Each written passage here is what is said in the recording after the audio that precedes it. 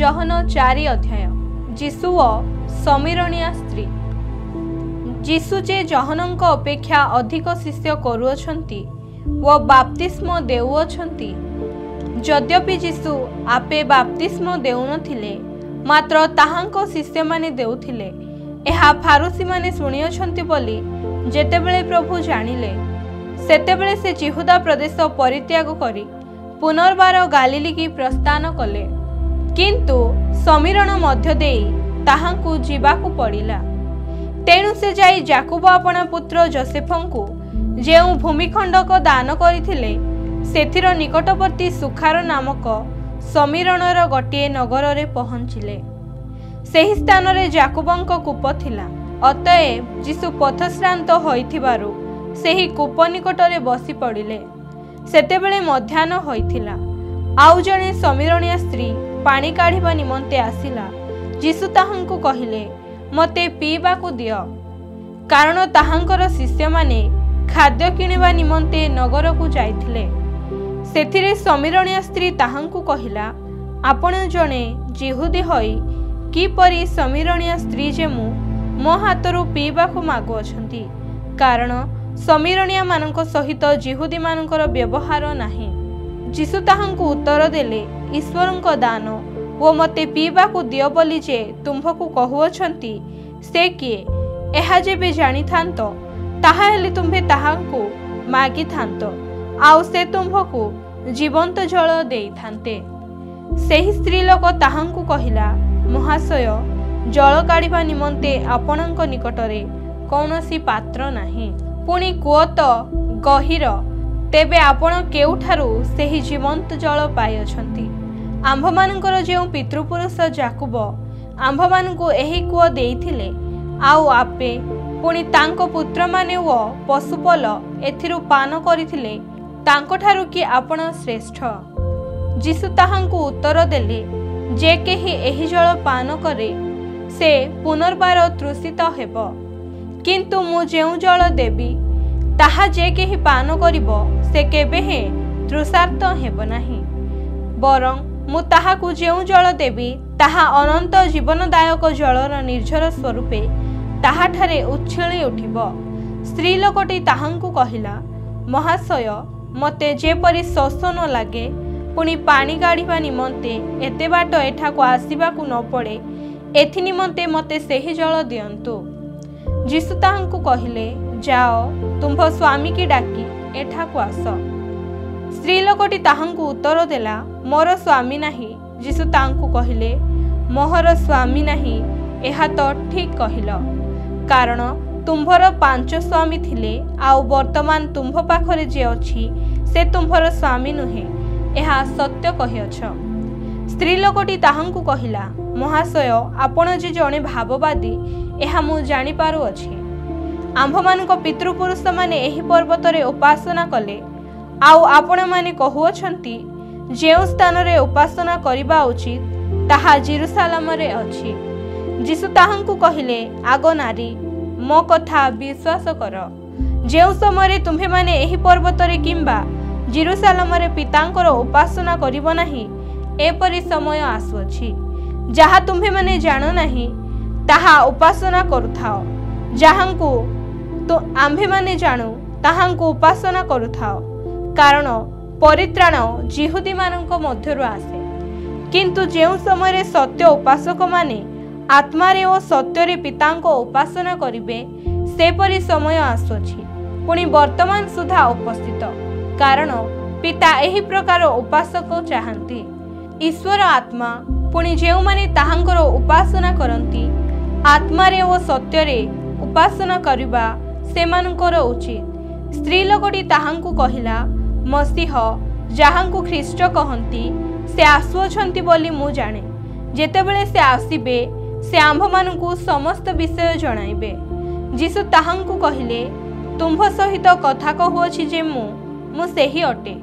एपरि समय रे ताहांकर शिष्य माने आसी ताहांकु जणे स्त्री लोक सहित कथाबार्ता करुथिबा देखि चमत्कृत हेले। तथापि आपण कौन चाहंती किंबा काहेकि ताहा सांगरे कथा कहु अछंती, एहा केही पचारिले नाही।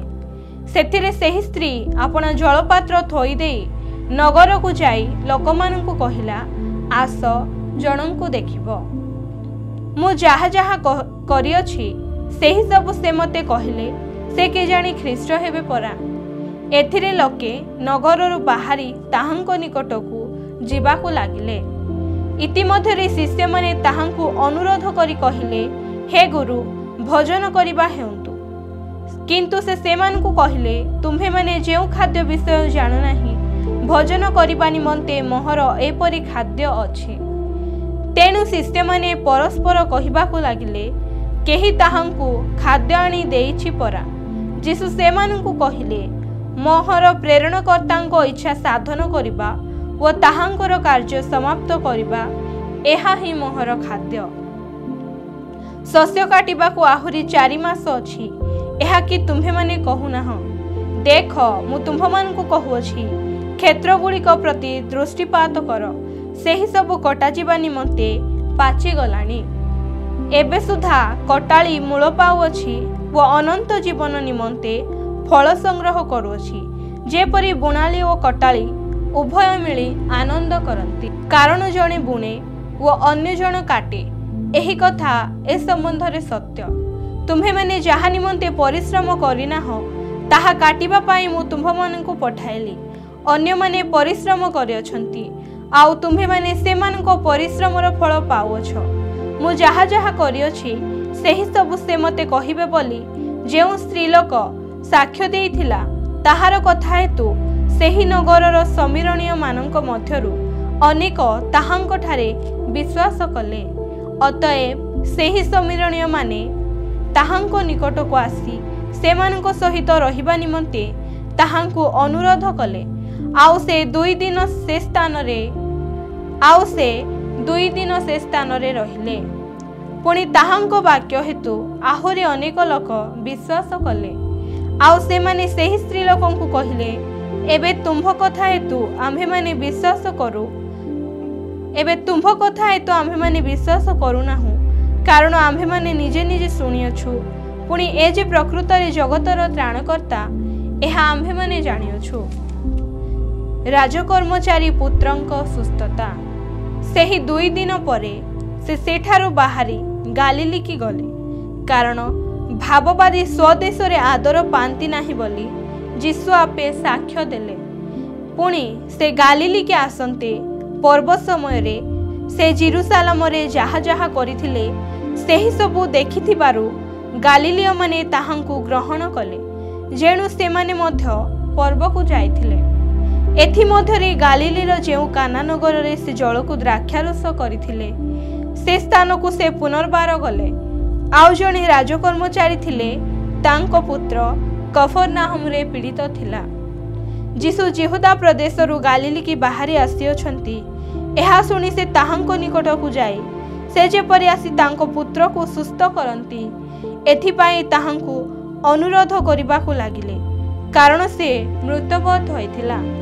सेथिरे जीशु तांको कहिले चिन्ह व अद्भुत कर्ममान न देखिले तुम्हे माने कौनसी प्रकारे विश्वास करिबो नाही। राजकर्मचारी ताहांको कहिले हे प्रभु मोहर पिलाटी मरिबा पूर्वरु आसंतु।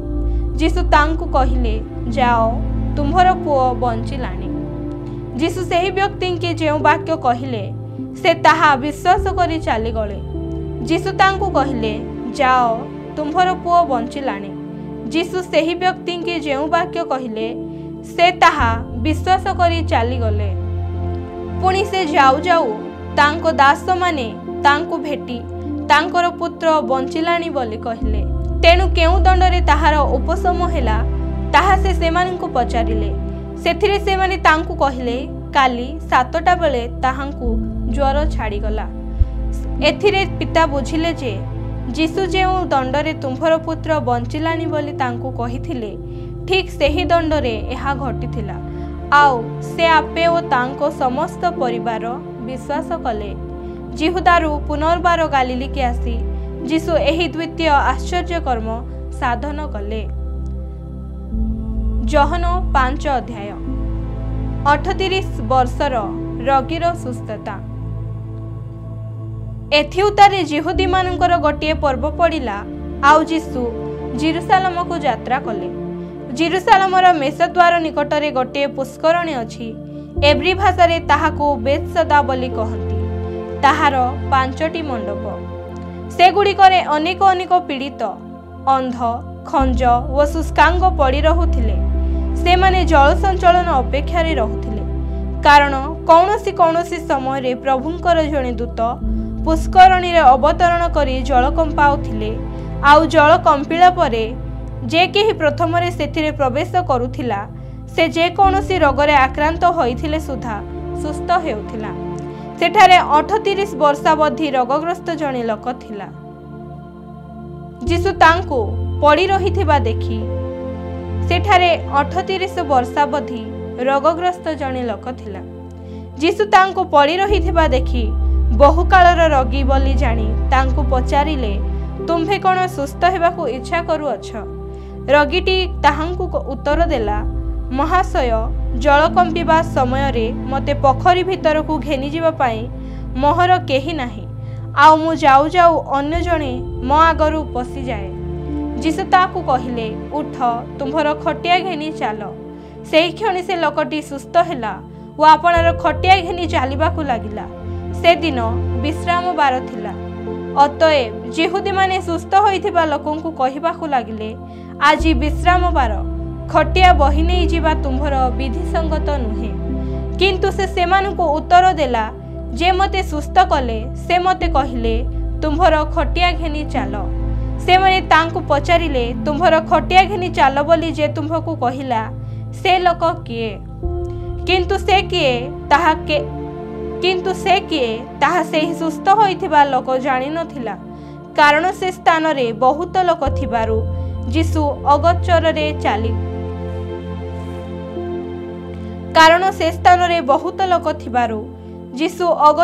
चली जाइथिले। एहा परे जीसु मंदिर रे ताहार देखा पाई ताकू कहिले, देख, तुम्भे सुस्थ होइअछ, आउ पाप करो नाही, जेपरि तुम्भ प्रति अधिक दुर्दशा न घटे। सेही लोक चली जाई जे ताकू सुस्थ करिथिले से जीसु बोली जिहुदी माननकू कहिला। तेणु जीसु विश्राम बार रे एहा करुथिबारु जिहुदी माने ताहांकू ताड़ना करिबाकू लागिले। मात्र से सेमानकू उत्तर देले, मोहर पिता ए पर्यंत कार्य करुअछंती, आउ मु मध्य करुअछि। एही कारणरु जिहुदी माने ताहांकू बोध करिबा निमंते आहुरी अधिक चेष्टा करिबाकू लागिले। जेणु से जे विश्राम बार विधि लंघन करुथिले, केवल ताहा नुहे, मात्र ईश्वरंको आपणा पिता बोली कही निजकू ईश्वरंको सहित समान करुथिले। पुत्रंको अधिकार। तेणु जीसु सेमानंकू उत्तर देले, सत्य सत्य मु तुम्भमानंकू कहुअछि, पुत्र पितांकू जाहा करुथिबा देखंती, ताहा छड़ा से आपणारु किछि ही करि पारंती नाही। कारण से जाहा जाहा करंती, पुत्र मध्य सेही सबु से प्रकार करंती। कारण पिता पुत्रंकू स्नेह करंती, पुणे आपे जाहा जाहा करंती सेही सबु ताहांकू देखांती। आउ तुम्भे माने जेपरि चमत्कृत हुओ, एथि निमंते से ताहांकू एहाठारु आहुरी महत महत कर्म देखाइबे। जेणु पिता जे प्रकारे मृत मानंकू उत्थापन करी सजीव करंती, सेही प्रकारे पुत्र मध्य जाहा जाहा को इच्छा सेमानकू सजीव करंती। पुणी पिता मध्य काहारी विचार करंती नाही, मात्र समस्ते पितांकू जेउ प्रकारे समादर करंती, सेही प्रकारे पुत्रंकू मध्य जेपरि समादर करिबे, सेथि निमंते पुत्रंकू समस्त विचार करिबार अधिकार देइछंती।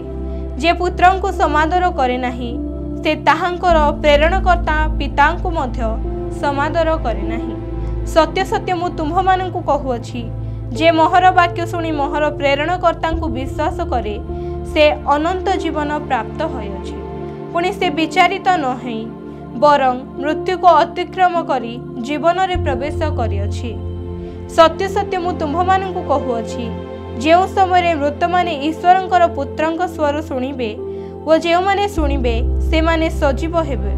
एपरि समय आसुअछि, पुणी वर्तमान सुधा उपस्थित। कारण पिता जेपरि स्वयंजीवी, सेहीपरि से पुत्रंकू मध्य स्वयंजीवी हेबाकू देइअछंती। आउ से मनुष्य पुत्र हेबारु से ताहांकु विचार करिबार अधिकार देले।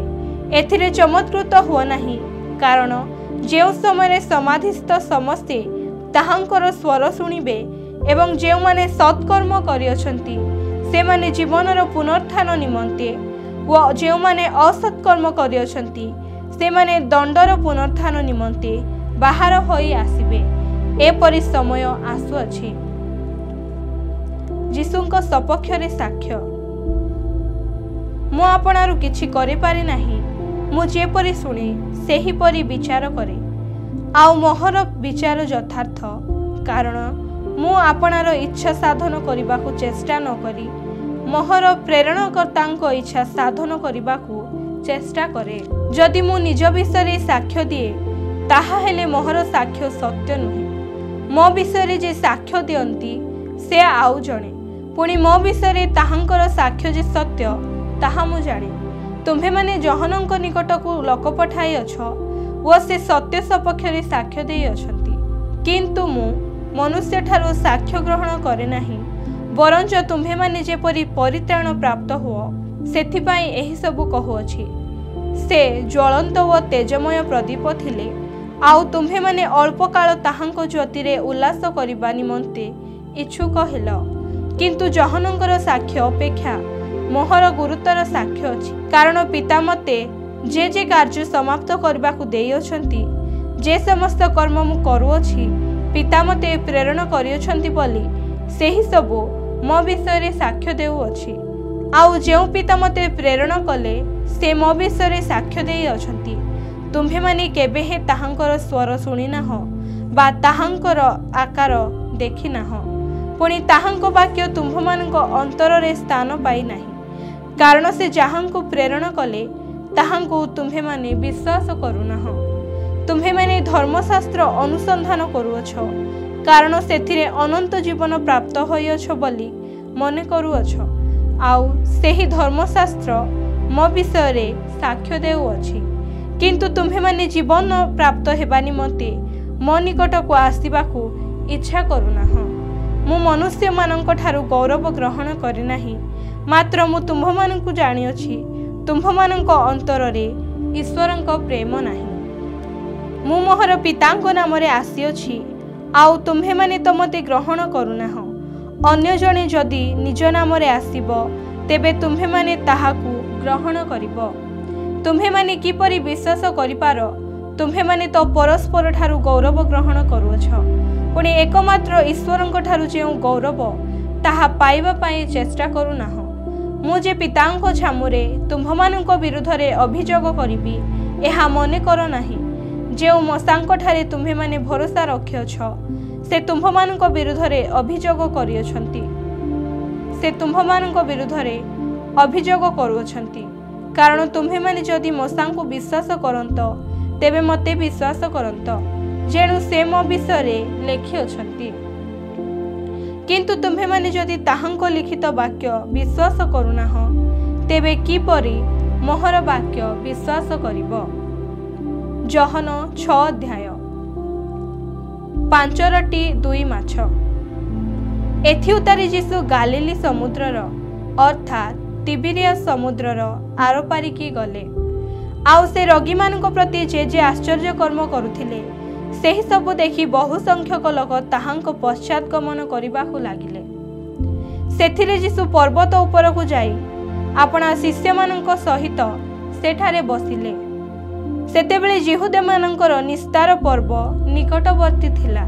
पुणी यीशु दृष्टिपात करी बहु संख्यक लोकंकु आपणा निकटकू आसीबा देखि फिलिपंकु कहिले, एमानंकर भजन निमंते आम्भे माने केउठारु रोटी किनिबा। किंतु से ताहांको परीक्षा करिबा उद्देश्य रे एहा कहिले, कारण से कोन करिबाकू जाउछंती ताहा से निजे जानिथिले।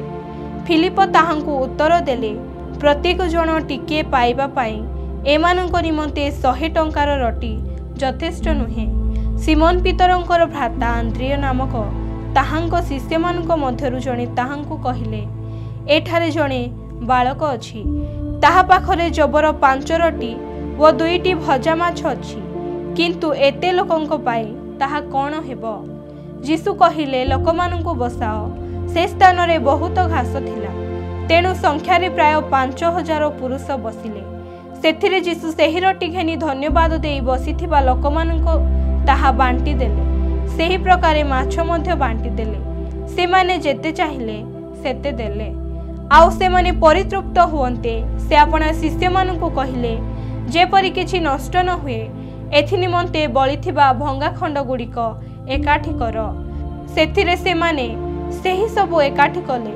पुणी लोकमानंकर खाइबा परे जबर सेही 5 रोटीरु जेउ भंगा खंड गुड़िक बलिथिला सेथिरे सेमाने 12 टकाई पूर्ण कले। तेणु लोकमाने ताहांको कृत आश्चर्य कर्म देखि कहिबाकु लागिले, जगतकु जेउ भाववादींकर आसीबार थिला ए निश्चय सेही। अतएव सेमाने आसी राजा करिबा निमंते जे ताहांकु बलपूर्वक धरिबाकु उद्यत अटंती। एहा जानी यीशु पुनर्बार अंतर होई एकाकी पर्वतकु बाहरी गले। यीशुंको जल उपरे चलिबा। संध्या हुअन्ते ताहांको शिष्य माने समुद्र कूलकु गले वो नौकारे चढ़ी समुद्र से पारस्थ कफरनाहम आड़कु जीवाकु लागिले। अंधकार होइगला। पुणी यीशु से पर्यंत सेमानंको निकटकु आसी नथिले। आउ प्रबल पवन बहुथिबा समुद्र रे लहड़ी उठुथिला। आउ प्रबल पवन बहुथिबारु समुद्र रे लहड़ी उठुथिला। इतिमध्यरे सेमाने प्राय 1.5 बा 2 कस बाही जाई यीशुंकु समुद्र ऊपर चली नौका निकटकु आसुथिबा देखि भीत हेले। किंतु से सेमानंकु कहिले, ए तो मु भय कर नाही। तेणु सेमाने ताहांकु नौकारे नेबाकु इच्छुक हेले। पुणी सेमाने जेउ स्थानकु जाउथिले नौकाटी तत्क्षणात् सेही स्थान रे पहुंचिला। यीशु जीवनदायक आहार। से स्थान रे गोटे नौका भिन्न जे अन्य कौनसी नौका नथिला। आउ सेथिरे जे यीशु आपणा शिष्य मानक सहित जाई नथिले, मात्र केवल ताहांको शिष्य माने जाइथिले। एहा जेउ लोक माने तही आर दिन समुद्र से पारी रे ठिया होइथिले से माने देखिथिले। प्रभु धन्यवाद देला उतारे से माने जेउ स्थान रे रोटी भोजन करिथिले सेही स्थान निकटकु तिबिरियारु आउ केतेक नौका आसिला। अतएव यीशु किंबा ताहांको शिष्य माने जे सेठारे नाहांती एहा जेतेबेले लोक समूह देखिले सेतेबेले सेमाने सेही सबु नौकारे चढ़ी यीशुंकु खोजु खोजु कफरनाहम को आसिले। आउ सेमाने समुद्र सेपारी रे ताहांको देखा पाई ताहांको पचारिले, हे गुरु आपण केतेबेले एठाको आसिले? यीशु सेमानंकु उत्तर देले, सत्य सत्य मु तुम्भमानंकु कहुअछि, आश्चर्य कर्म देखिबारु जे तुम्भे माने मोहर अन्वेषण करूअछ ताहा नुहे, मात्र रोटी खाई परितृप्त हेबारु मोहर अन्वेषण करूअछ। क्षयी भक्ष्य निमंते श्रम न करी बरंच जेउ अनंत जीवनदायक भक्ष्य अक्षय रहे सेथि निमंते श्रम कर। सेही भक्ष्य मनुष्य पुत्र तुम्भमानंकु देबे, कारण ताहांकु पिता अर्थात ईश्वर मुद्रांकित कले। सेथिरे सेमाने ताहांकु पचारिले, ईश्वरंको कार्य सबु करिबा निमंते आम्भमानंकु कोन करिबाकु हेबो? यीशु सेमानंकु उत्तर देले, ईश्वर जाहांकु प्रेरण करियछंती ताहांको ठारे विश्वास करिबा ही ईश्वरंको कार्य अटे। सेथिरे सेमाने ताहांकु पचारिले, ताहा हेले आपण चिन्ह स्वरूप कोन करूअछंती जे ताहा देखि आम्भे माने आपणंकु विश्वास करिपारु? आपण कोन साधन करूअछंती? आम्भमानंकर पितृपुरुष प्रांतर रे माना भोजन करुथिले, जेपरि लेखा अछि, भोजन करिबा निमंते सेमानंकु स्वर्गरु आहार देले। सेथिरे यीशु सेमानंकु कहिले, सत्य सत्य मु तुम्भमानंकु कहुअछि, मसा तुम्भमानंकु स्वर्गरु आहार देई नाहंती, किंतु मोहर पिता तुम्भमानंकु स्वर्गरु प्रकृत आहार दियंती। कारण जेउ आहार स्वर्गरु अवतरण करी जगतकु जीवन प्रदान करे ताहा ईश्वर दत्त आहार। सेमाने ताहांकु कहिले, प्रभु सबुबेले आम्भमानंकु एही आहार दियंतु। सेथिरे यीशु सेमानंकु कहिले, मु सेही जीवनदायक आहार, जे मो निकटकु आसे से कदापि क्षुधित हेब नाही, आउ जे मोठारे विश्वास करे से कदापि तृषित हेब नाही। किंतु तुम्हे माने मते देखिले हे जे विश्वास करुना हो, ଏହା ମୁଁ ତୁମ୍ଭମାନଙ୍କୁ କହିଅଛି। ପିତା ଯେ ସମସ୍ତଙ୍କୁ ମୋତେ ଦାନ କରନ୍ତି ସେମାନେ ମୋ ନିକଟକୁ ଆସିବେ, ଆଉ ଯେ ମୋ ନିକଟକୁ ଆସେ ତାହାକୁ ମୁଁ କୌଣସି ପ୍ରକାରେ ବାହାର କରିଦେବି ନାହିଁ। କାରଣ ମୁଁ ନିଜ ଇଚ୍ଛା ସାଧନ କରିବାକୁ ଅବତରଣ ନ କରି ବରଂ ମୋହର ପ୍ରେରଣକର୍ତ୍ତାଙ୍କ ଇଚ୍ଛା ସାଧନ କରିବାକୁ ସ୍ୱର୍ଗରୁ ଅବତରଣ କରିଅଛି। ଆଉ ମୋହର ପ୍ରେରଣକର୍ତ୍ତା ଯେ ସମସ୍ତଙ୍କୁ ମୋତେ ଦାନ କରିଅଛନ୍ତି ସେମାନଙ୍କ ମଧ୍ୟରେ କାହାକୁ ହିଁ ଯେପରି ମୁଁ ନ ହରାଇ ବରଞ୍ଚ ଶେଷ ଦିନରେ ତାହାକୁ ଉତ୍ଥାପନ କରିବି, ଏହା ତାହାଙ୍କର ଇଚ୍ଛା। କାରଣ ଯେ କେହି ପୁତ୍ରଙ୍କୁ ଦର୍ଶନ କରି ତାହାଙ୍କଠାରେ ବିଶ୍ୱାସ କରେ ସେ ଯେପରି ଅନନ୍ତ ଜୀବନ ପ୍ରାପ୍ତ ହୁଏ, ଏହା ହିଁ ମୋହର ପିତାଙ୍କର ଇଚ୍ଛା। ଆଉ ମୁଁ ତାହାଙ୍କୁ ଶେଷ ଦିନରେ ଉତ୍ଥାପନ କରିବି। ମୁଁ ସ୍ୱର୍ଗରୁ ଅବତୀର୍ଣ୍ଣ ହୋଇଥିବା ଆହାର ଅଟେ। ସେ ଏହା କହିବାରୁ ଯିହୁଦୀମାନେ ତାହାଙ୍କ ବିରୁଦ୍ଧରେ ବଚସା କରି କହିବାକୁ ଲାଗିଲେ, ଏ କ'ଣ ଯୋସେଫର ପୁଅ ଯୀଶୁ ନୁହେଁ? ଆଉ ଆମ୍ଭେମାନେ କ'ଣ ଏହାର ବାପା ମାଆକୁ ଜାଣୁନାହୁଁ? ତେବେ ମୁଁ ସ୍ୱର୍ଗରୁ ଅବତରଣ କରିଅଛି ବୋଲି ସେ ଏବେ କିପରି କହୁଅଛି? ଯୀଶୁ ସେମାନଙ୍କୁ ଉତ୍ତର ଦେଲେ, ଆପଣା ଆପଣା ମଧ୍ୟରେ ବଚସା କର ନାହିଁ। ମୋହର ପ୍ରେରଣକର୍ତ୍ତା ପିତା ଯାହାଙ୍କୁ ଆକର୍ଷଣ କରନ୍ତି କେବଳ ସେ ମୋ ନିକଟକୁ ଆସିପାରେ, ଆଉ ମୁଁ ଶେଷ ଦିନରେ ତାହାକୁ ଉତ୍ଥାପନ କରିବି। ଭାବବାଦୀମାନଙ୍କ ଧର୍ମଶାସ୍ତ୍ରରେ ଲିଖିତ ଅଛି, ସମସ୍ତେ ଈଶ୍ୱରଙ୍କ କର୍ତ୍ତୃକ ଶିକ୍ଷାପ୍ରାପ୍ତ ହେବେ। ଯେ କେହି ପିତାଙ୍କଠାରୁ ଶ୍ରବଣ କରି ଶିକ୍ଷା ଲାଭ କରିଅଛି ସେ ମୋ ନିକଟକୁ ଆସେ। କେହି ଯେ ପିତାଙ୍କୁ ଦେଖିଅଛି ତାହା ନୁହେଁ, ଯେ ଈଶ୍ୱରଙ୍କଠାରୁ ଆସିଅଛନ୍ତି କେବଳ ସେ ପିତାଙ୍କୁ ଦେଖିଅଛନ୍ତି। ସତ୍ୟ ସତ୍ୟ ମୁଁ ତୁମ୍ଭମାନଙ୍କୁ କହୁଅଛି, ଯେ ବିଶ୍ୱାସ କରେ ସେ ଅନନ୍ତ ଜୀବନ ପ୍ରାପ୍ତ ହୋଇଅଛି। ମୁଁ ଜୀବନଦାୟକ ଆହାର। ତୁମ୍ଭମାନଙ୍କର ପିତୃପୁରୁଷ ପ୍ରାନ୍ତରରେ ମାନା ଭୋଜନ କରି ମୃତ୍ୟୁଭୋଗ କଲେ। କେହି ଯେପରି ଭୋଜନ କରି ମୃତ୍ୟୁଭୋଗ ନ କରେ ଏଥିନିମନ୍ତେ ସ୍ୱର୍ଗରୁ ଅବତରଣ କରିବା ଆହାର ଏହି ଅଟେ। ମୁଁ ସ୍ୱର୍ଗରୁ ଅବତୀର୍ଣ୍ଣ ସେହି ଜୀବନ୍ତ ଆହାର। କେହି ଯଦି ଏହି ଆହାର ଭୋଜନ କରେ ସେ ଅନନ୍ତ କାଳ ପର୍ଯ୍ୟନ୍ତ ଜୀବିତ ରହିବ। ହଁ, ମୁଁ ଯେଉଁ ଆହାର ଦେବି ତାହା ମୋହର ମାଂସ। ମୁଁ ତାହା ଜଗତର ଜୀବନ ନିମନ୍ତେ ଦେବି। ଏଥିରେ ଯିହୁଦୀମାନେ ପରସ୍ପର ବାଗଯୁଦ୍ଧ କରି କହିବାକୁ ଲାଗିଲେ, ଏ କିପରି ଆମ୍ଭମାନଙ୍କୁ ଆପଣା ମାଂସ ଖାଇବାକୁ ଦେଇପାରେ? ସେଥିରେ ଯୀଶୁ ସେମାନଙ୍କୁ କହିଲେ, ସତ୍ୟ ସତ୍ୟ ମୁଁ ତୁମ୍ଭମାନଙ୍କୁ କହୁଅଛି, ମନୁଷ୍ୟପୁତ୍ରଙ୍କର ମାଂସ ଭୋଜନ ନ କଲେ ଓ ତାହାଙ୍କ ରକ୍ତ ପାନ ନ କଲେ ତୁମ୍ଭମାନଙ୍କଠାରେ ଜୀବନ ନାହିଁ। ଯେ ମୋହର ମାଂସ ଭୋଜନ କରେ ଓ ମୋହର ରକ୍ତ ପାନ କରେ ସେ ଅନନ୍ତ ଜୀବନ ପ୍ରାପ୍ତ ହୁଏ, ଆଉ ମୁଁ ଶେଷ ଦିନରେ ତାହାକୁ ଉତ୍ଥାପନ କରିବି।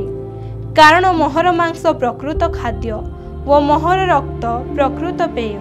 ଯେ ମୋହର ମାଂସ ଭୋଜନ କରେ ଓ ମୋ ରକ୍ତ ପାନ କରେ ସେ ମୋଠାରେ ରହେ ଓ ମୁଁ ତାହାଠାରେ ରହେ।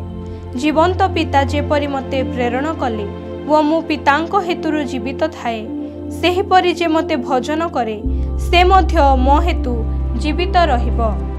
ଯେଉଁ ଆହାର ସ୍ୱର୍ଗରୁ ଅବତରଣ କରିଅଛି ତାହା ଏହି, ପିତୃପୁରୁଷ ଯେପରି ଭୋଜନ କରି ମୃତ୍ୟୁଭୋଗ କଲେ ସେ ପ୍ରକାର ନୁହେଁ। ଯେ ଏହି ଆହାର ଭୋଜନ କରେ ସେ ଅନନ୍ତ କାଳ ପର୍ଯ୍ୟନ୍ତ ଜୀବିତ ରହିବ। ସେ କଫରନାହମରୁ ଗୋଟିଏ ସମାଜ ଗୃହରେ ଶିକ୍ଷା ଦେଉଥିବା ସମୟରେ ଏହି ସମସ୍ତ କଥା କହିଲେ। ଅନନ୍ତ ଜୀବନର ବାକ୍ୟ। ଅତଏବ ତାହାଙ୍କ ଶିଷ୍ୟମାନଙ୍କ ମଧ୍ୟରୁ ଅନେକେ ଏହା ଶୁଣି କହିଲେ, ଏ ଘୃଣାଜନକ କଥା କିଏ ଏହା ଶୁଣିପାରେ? କିନ୍ତୁ ଯୀଶୁ ତାହାଙ୍କ ଶିଷ୍ୟମାନେ ଯେ ସେ ବିଷୟରେ ବଚସା କରୁଅଛନ୍ତି ତାହା ଅନ୍ତରରେ ଅବଗତ ହୋଇ ସେମାନଙ୍କୁ କହିଲେ, ଏହା କ'ଣ ତୁମ୍ଭମାନଙ୍କ ବିଘ୍ନର କାରଣ ହେଉଅଛି? ତାହା ହେଲେ ମନୁଷ୍ୟପୁତ୍ର ପୂର୍ବରେ ଯେଉଁ ସ୍ଥାନରେ ଥିଲେ ସେ ସ୍ଥାନକୁ ଯେବେ ତାହାଙ୍କୁ ଆରୋହଣ କରିବା ଦେଖିବ ତେବେ କ'ଣ? ଆତ୍ମା ଜୀବନଦାୟକ, ମାଂସ କୌଣସି ଉପକାର କରେ ନାହିଁ। ମୁଁ ତୁମ୍ଭମାନଙ୍କୁ ଯେ ସମସ୍ତ ବାକ୍ୟ କହିଅଛି ସେହି ସବୁ ଆତ୍ମା ଓ ଜୀବନ ଅଟେ। କିନ୍ତୁ ତୁମ୍ଭମାନଙ୍କ ମଧ୍ୟରୁ କେହି କେହି ବିଶ୍ୱାସ କରୁନାହାନ୍ତି। କାରଣ କେଉଁମାନେ ବିଶ୍ୱାସ କରୁନଥିଲେ ଏବଂ କିଏ ତାହାଙ୍କୁ ଶତ୍ରୁ ହସ୍ତରେ ସମର୍ପଣ କରିବ ତାହା ଯୀଶୁ ଆଦ୍ୟରୁ ଜାଣିଥିଲେ।